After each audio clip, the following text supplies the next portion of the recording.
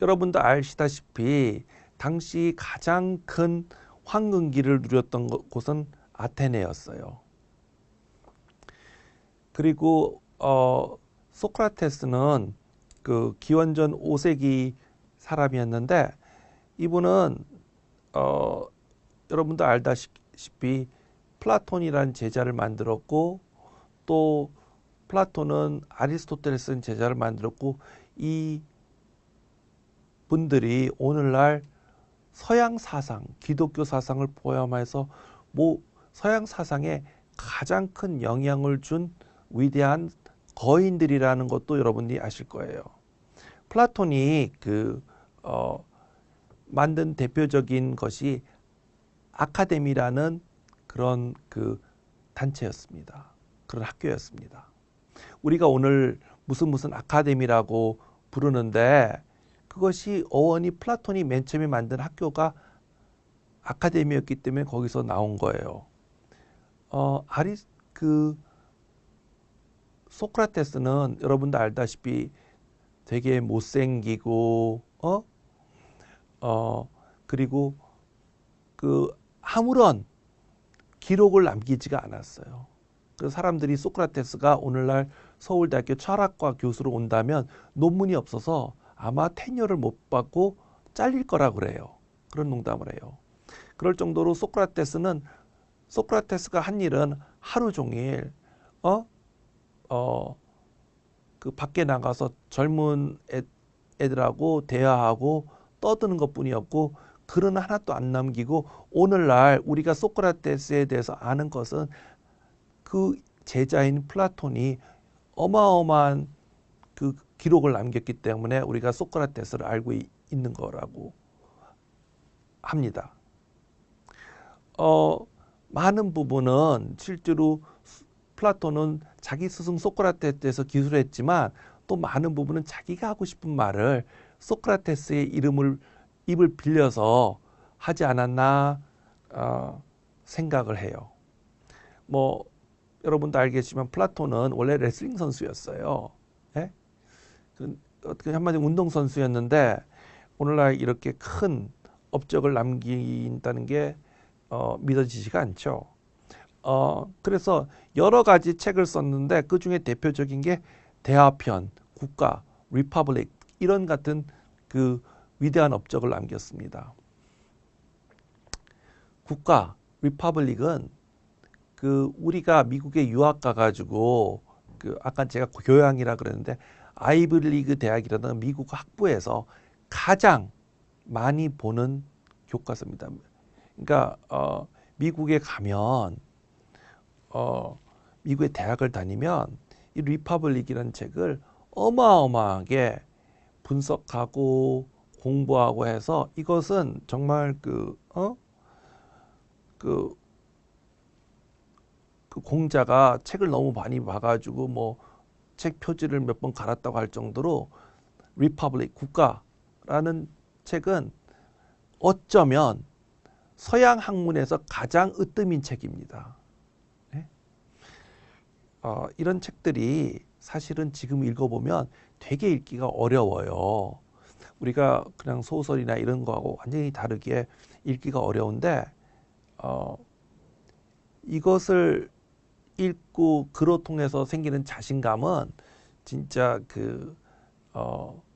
거인의 어깨에 서서 세상을 바라볼 때 그런 느낌입니다. 네?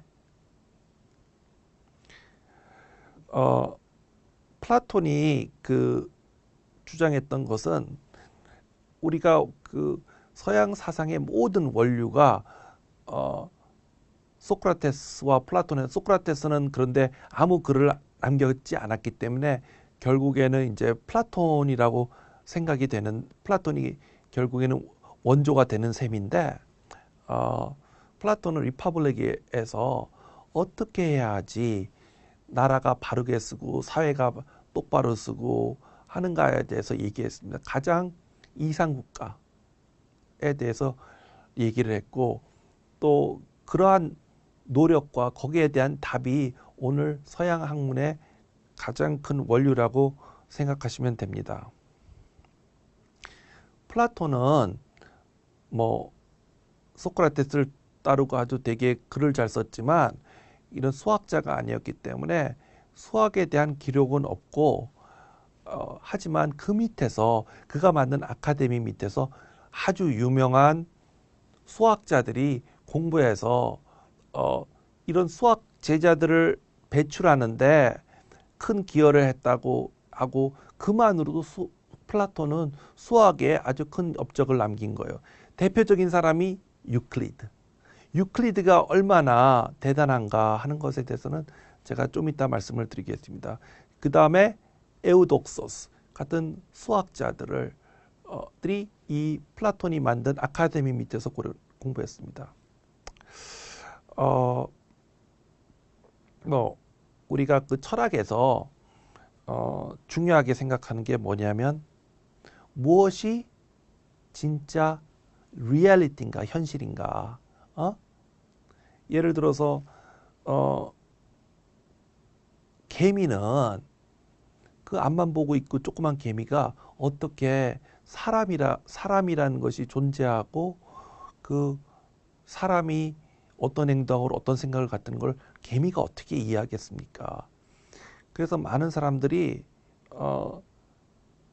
요즘 그 하나님, 예수님, 모하메드 이런 유일신 사상을 하는데 그 당시에 많은 사람들이 궁금했다면 진짜 신이 존재한다 그러면 우리는 그 신의 존재를 어떻게 알고 이해한다고 자부할 수 있을까였습니다. 네? 당신이 아무리 뭐라고 주장해도 당신은 일개 개미에 불과하고 당신이 보지 않는 이 넓은 세계의 진실을 어떻게 감히 알겠느냐. 아니 어떻게 보면 되게 당연한 질문 아닙니까? 거기에 대해서 플라톤은 이데아라는 얘기를 했습니다. 이데아. 우리가 예를 들어서 원을 그리면 제가 칠판에 원을 그리면 원이라는 것은 어떤 중심에서부터 모든 지점으로 똑같은 길이어야 되는데 자세히 현미경으로 보면 다 삐뚤삐뚤해요. 안 삐뚤삐뚤해도 그 전자현미경은 다 삐뚤삐뚤하죠. 그러니까 이 세상에 진짜 참된 원은 없다. 하지만 우리는 그럼에도 원이라는 걸 생각할 수가 있지 않냐. 그렇기 때문에 우리가 그 진리를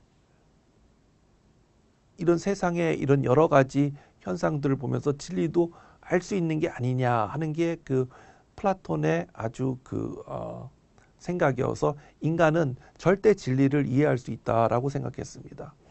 예를 들어서 의자가 있다 하면 전 세계에 어떤 사람이 저한테 의자가 있다 하면 저는 어떤 의자냐 라고 물어볼 거예요. 왜냐하면 같은 공장에 나와서도 의자들을 자세히 보면 다 다르니까요. 원자 구조 레벨에서 다 다르니까. 하지만 우리는 의자라고 하면 의자스럽다고 의자가 갖고 있는 기능은 이런 거니까 그렇기 때문에 진짜 참된 의자는 어느 것이 진짜 참된 의자라고 얘기를 할 수는 없지만 우리는 그것을 상상할 수 있지 않냐 해가지고 플라톤은 이제 그런 주장을 했고 오늘날 그 수학에도 절대 진리. 네? 사람들은 어떻게 생각하냐면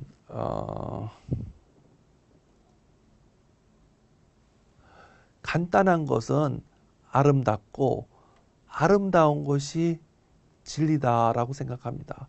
그래서 지금도 전 세계 물리학자들이 양자역학과 아인슈타인의 상대성 이론을 연결하는 그 두 개를 연결하는 Theory of Everything 그 이론을 찾겠다고 하는 이유는 뭐냐면 인간은 하나 다신교보다도 하나 있는 게 항상 멋있고 아름답고 단순한 것이야말로 오히려 아름답고 진리에 가깝다는 이런 생각 때문에 하는데 아마 그런 생각의 왕초가 아마 플라톤이 아니었나 생각됩니다.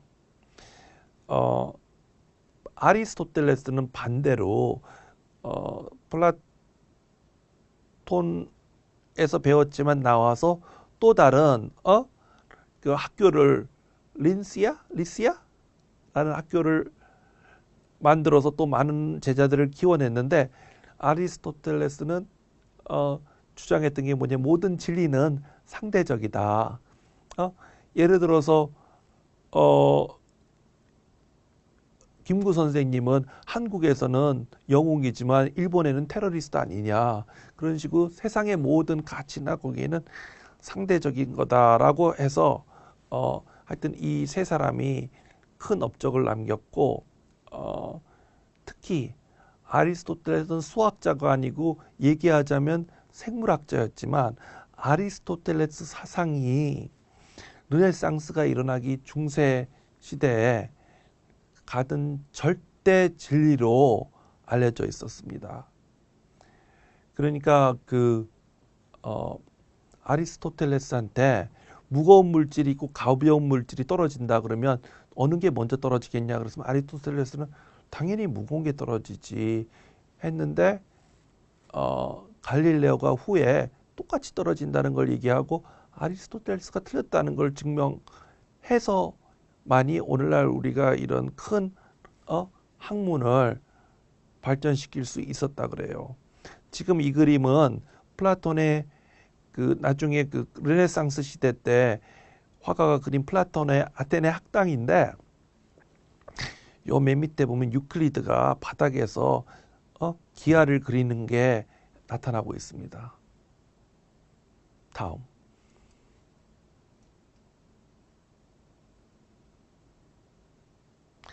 그래서 그리스 시대에서는 진짜 고대 세계에서 수학의 황금기를 이뤘는데 플라톤에 의해서 에우도톡스, 아폴로니우스 등 여러 수학자들이 나와서 삼각함수를 계산하고 했어요.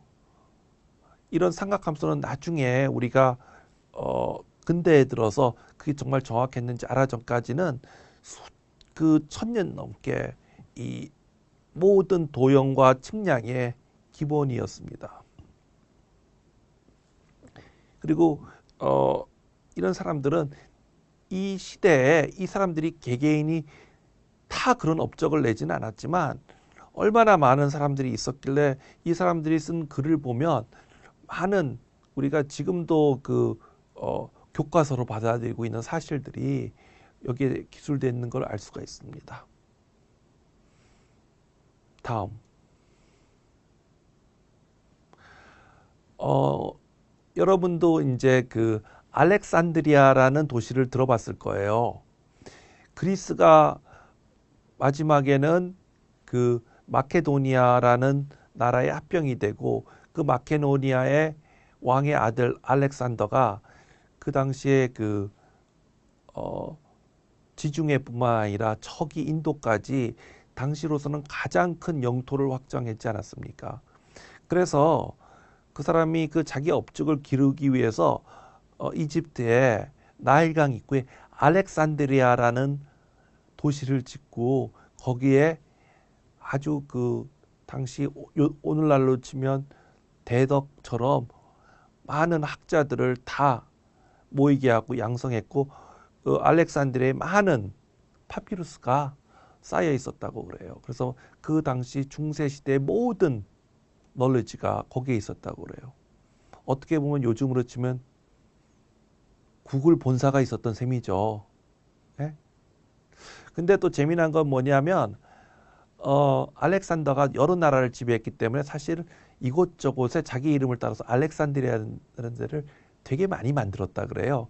여기 그래서 이집트의 알렉산드리아라고 얘기해야 되지, 저기 중동 지역에 여러 군데 자기 이름을 걸쳐서 만들었다고 해요.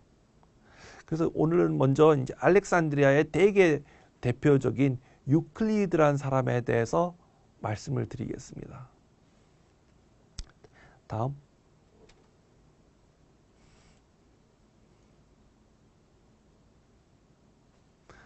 안 보여.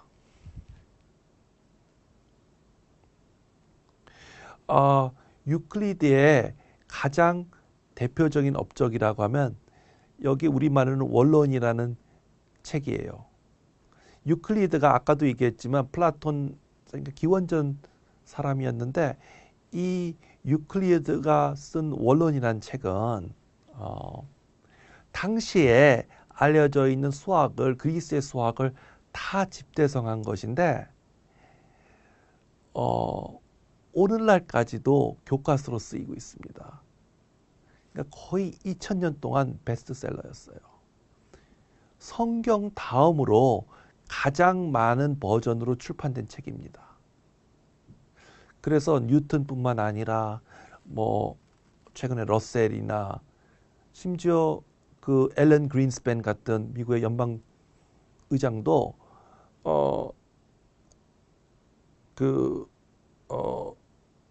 하루 피곤하게 보내면서 사람들 회의해가지고 머리가 어지러우면 그 유클리드의 엘레멘트 원론이라는 책을 펼쳐놓고 문제를 풀어본다 그래요.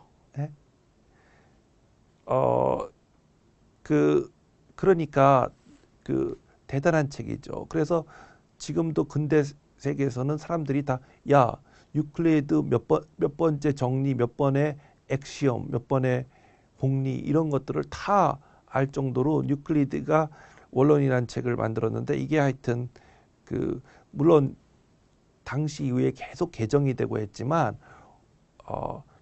오늘날 수학의 가장 기본적인 토대를 마련한 게 이 유클리드의 원론, 엘레멘트라는 책이라고 보셔도 됩니다. 다음.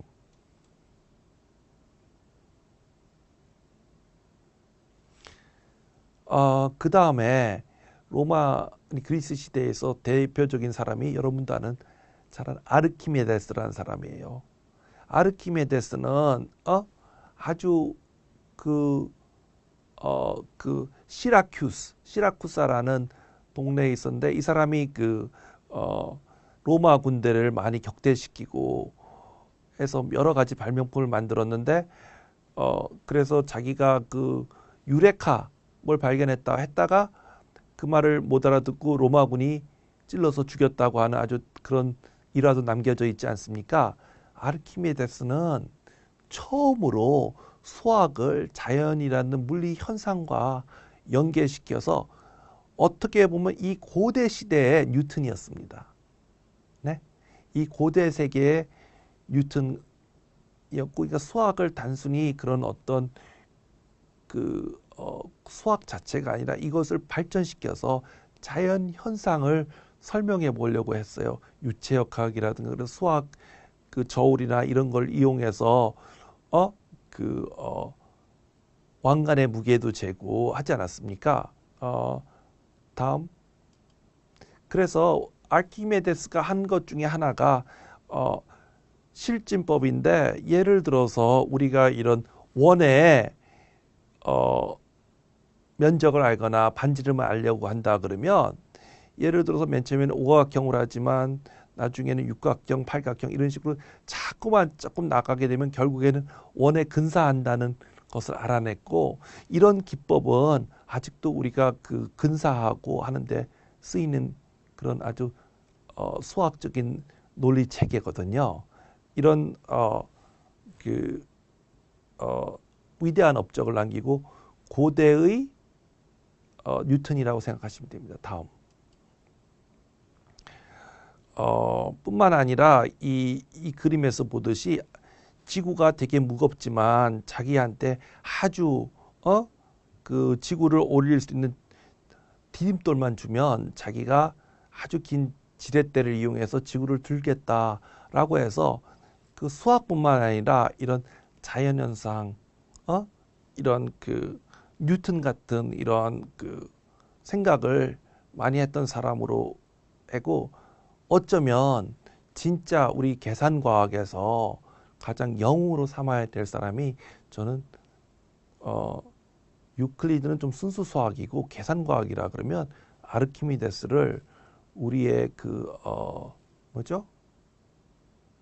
신으로 삼아서 우리는 수가 아니라 아르키미데스를 신으로 놓고 추앙하는 그런 집단이 돼야 되지 않을까 생각을 해봅니다. 다음.